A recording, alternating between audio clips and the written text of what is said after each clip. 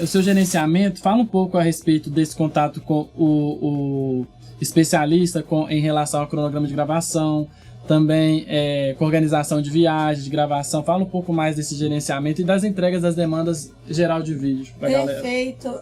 Então, nesse gerenciamento a gente trabalha, né, em várias etapas. Hoje na Moving a gente tem muitos processos já, né, e a gente tem desenvolvido mais. Então a gente tem um cronograma, né, que a gente tenta ao máximo assim seguir, porque o lançamento a gente gasta assim uns 2 meses envolvido até lançar, né? Depois tem o pós-lançamento. Mas eu acredito que a gente leve uns 2 meses do período de começar a conversar, brief, etc, até o dia do lançamento. E aí dentro desse período de 2 meses a gente tem um cronograma com quantos dias de antecedência tal coisa tem que acontecer, enfim. Então a gente tem esse diálogo com o especialista, né? A gente tem conversa, tem uma reunião de briefing, conhece o especialista e ali geralmente primeiro participam todos os líderes. Se eu estiver falando algo muito geral, você me fala que eu especifico do vídeo. Tá. Mas a gente tem essa reunião, né, de todos os líderes, os gestores, né, de lançamento, enfim. E ali a gente conhece o especialista, entende o que ele quer, porque no final, quando a gente tem reunião de briefing com as equipes, né, a gente que passa o especialista para aquela equipe. Então a gente tem esse momento e aí depois que isso acontece, tem as reuniões estratégicas de montar, pensar preço, divulgação, enfim. E aí, quando tá chegando mais próximo da data de gravação, a gente faz, né? Depois a gente solicita o especialista, na verdade, primeiro, e ele envia pra gente o conteúdo programático do curso dele. Então, aí tem 30 aulas, o nome de cada aula, a forma que, o tempo médio que cada aula vai gastar, enfim. E aí, depois que a gente recebe isso, a gente tem um prazo para elaborar um cronograma de gravação. E aí dentro desse cronograma a gente coloca, ó, de 1 às 2 vai ser a gravação da aula tal, de 2 às 3 a gravação da aula tal, de 4 às 5, enfim, monta tudo certinho, com todos os horários de intervalo, enfim. E aí, quando a gente monta esse cronograma, a gente tem uma outra reunião com o especialista e a gente apresenta esse cronograma para ele. Por que que é importante ter essa reunião? Não é só montar e entregar. Porque o especialista, ele também, igual a gente já falou, ele entende da área dele. Então, às vezes a gente monta um cronograma, tipo assim, às vezes se eu colocar a cimentação da resina, antes dele fazer o molde da resina, ele vai falar, uai, não tem como eu fazer a cimentação da resina antes da resina. E aí eu vou poder alterar isso, porque ele explicou de acordo com o conhecimento dele que aquilo não era possível.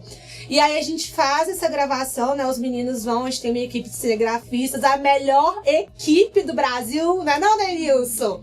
Denilson aqui, Fabrício, Davi, esse menino bonito, vou mandar um beijo pra eles. E aí a gente tem a equipe desses meninos, assim, que fora do normal, né? Não tem... Eu fico enchendo o saco deles, ligando pra eles e tal, mas nem é por questão técnica, é de saudade. Fico ligando pra eles pra poder ver eles, pra dar um tchauzinho. Mas eles vão, e aí eles ficam gravando lá, né? Geralmente a gente gasta em média 1 semana. Alguns são um pouco menos, alguns são um pouco mais, mas a gente grava esse material.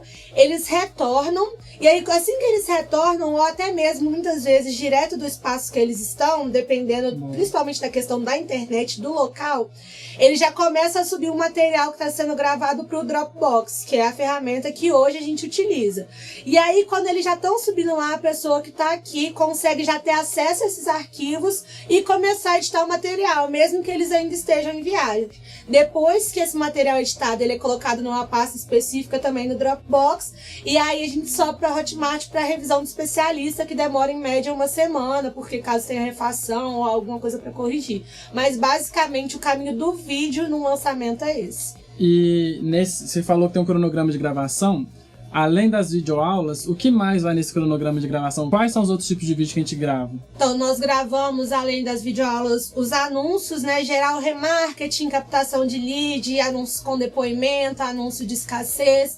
A gente grava um vídeo de vendas também, que, assim, modéstia à parte, a nossa equipe gosta de um vídeo de vendas e faz uns vídeos de vendas muito bonitos. Peraí, vou dar trabalho pra eles aqui, ó. Coloca aí... Ô, editores, coloca, não agora, tá? Fica em paz, mas na pós, coloca aí um trechinho dos nossos vídeos de vendas. Pode ser do Heitor, do Kaká, quem que vocês acharem legal de colocar? Faz um demo reel, assim, com o nosso vídeo de vendas, assim, um compilado das melhores partes. Trechinho curtinho, 20 segundinhos, só pra galera ter noção. Serviço, Vitor.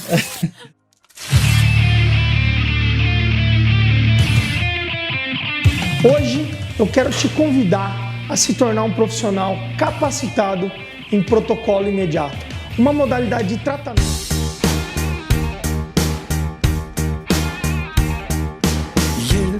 Nesse vídeo eu vou te mostrar como aumentar o faturamento do seu consultório, oferecendo a melhor experiência para o seu paciente, inserindo os lasers.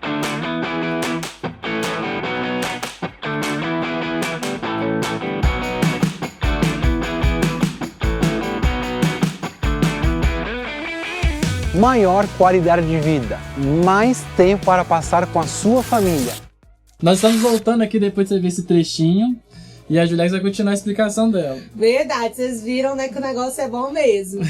E aí a gente faz os vídeos de vendas também, né, gravamos as copies. Geralmente a gente grava também nas viagens ou em gravação no estúdio também os vídeos de obrigado, né, para quando a pessoa se cadastra, ela já ter aquele contato, quando ela se cadastra para as lives, né, o nosso aquecimento.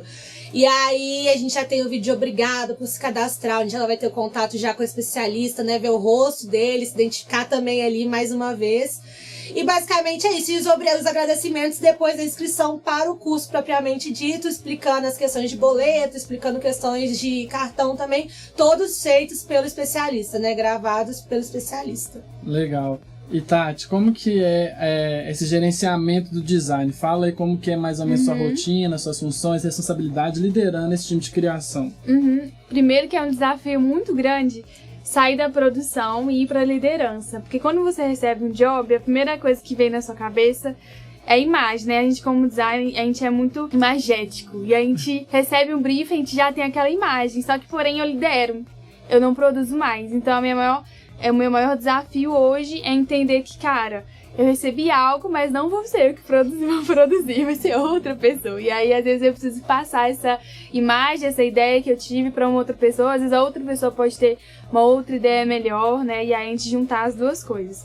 E aí, eu fico na parte de dar base pro pessoal, né? Tanto brifar algumas coisas do lançamento, né? Dividir essa tarefa aí com social media. E aí, brifar em termos técnicos mesmo daquela peça. O que é obrigatório ter naquela peça. E dar apoio, né? O que acontece muito na produção da identidade do lançamento é nossos designers precisarem de ajuda mesmo quanto à referência de identidade, referência de qual o especialista gosta de preto, vermelho e amarelo. Como que eu faço isso não se tornar uma marca do McDonald's, né? Fazer um lançamento legal, mas não referenciar uma outra marca que já tem bem fixo na nossa lembrança e tal. E aí é um processo longo de produção, reprodução, de fazer e refazer, até a gente chegar num ideal. E aí eu fico nessa base, né? E aí eu gerencio as tarefas deles, né? A entrega dessas tarefas, organizo o Dropbox, porque a gente sabe que quando a gente tá criando, a maioria das vezes a gente precisa de agilidade, às vezes o Dropbox fica bem bagunçado, né? O nosso gerenciamento de pastas mesmo, de arquivos, fica bem bagunçadinho, então eu vou lá, ajudo.